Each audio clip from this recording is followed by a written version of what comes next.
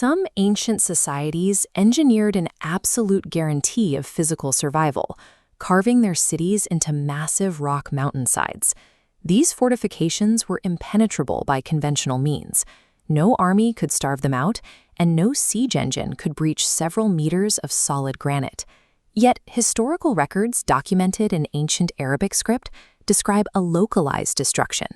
These societies fell to a sayha, a targeted, piercing acoustic shockwave. Basic physics suggests that a sound wave should dissipate against such massive barriers. For an invisible frequency to bypass these defenses and cause total collapse, the society must have harbored an internal point of failure. This occurs through the law of resonant frequency. An acoustic wave only causes damage when its frequency matches the material's natural vibration. To shatter the structure, the material must first reach critical brittleness. A flexible material absorbs energy, a rigid one fractures. Applying this to the fortress suggests the rock was never the vulnerable point.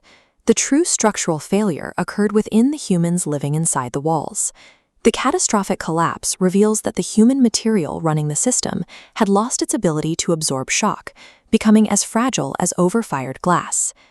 Ancient texts define the baseline of human potential through the structural properties of clay.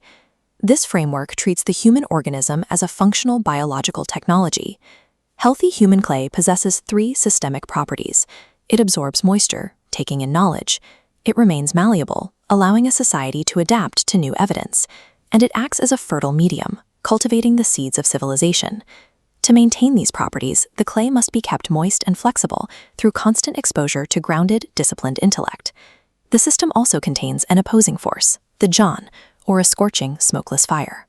These are the high-energy emotional drives, ego, arrogance, and predatory lust, operating without a containment structure.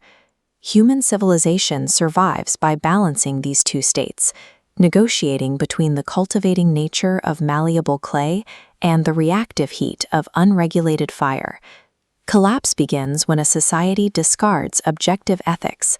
By allowing the fires of unregulated ego to burn without restraint, the internal environment begins to change.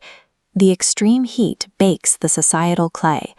The moisture of knowledge evaporates, and the structural flexibility of reason is replaced by unyielding tension.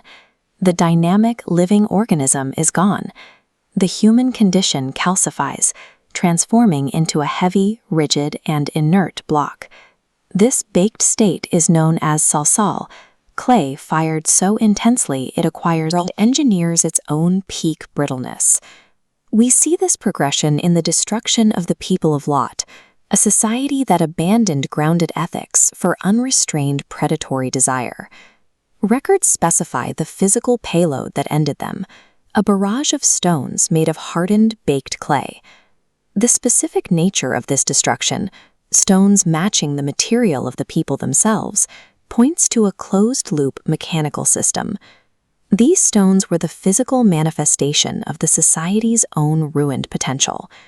The universe took their calcified liabilities and returned them directly back onto the source. This is the inevitable end for any society that allows its internal human material to reach total moral and intellectual rigidity. When calcification is complete, the universe does not need to deploy armies or physical weapons to clear the system. Because the society has baked itself into a resonant state, it takes only a single matching acoustic vibration to shatter the illusion of invulnerability. The universe responds to the state of the material it is given. Survival requires protecting the malleability of human intellect, because stone walls cannot save a society that has turned to stone inside.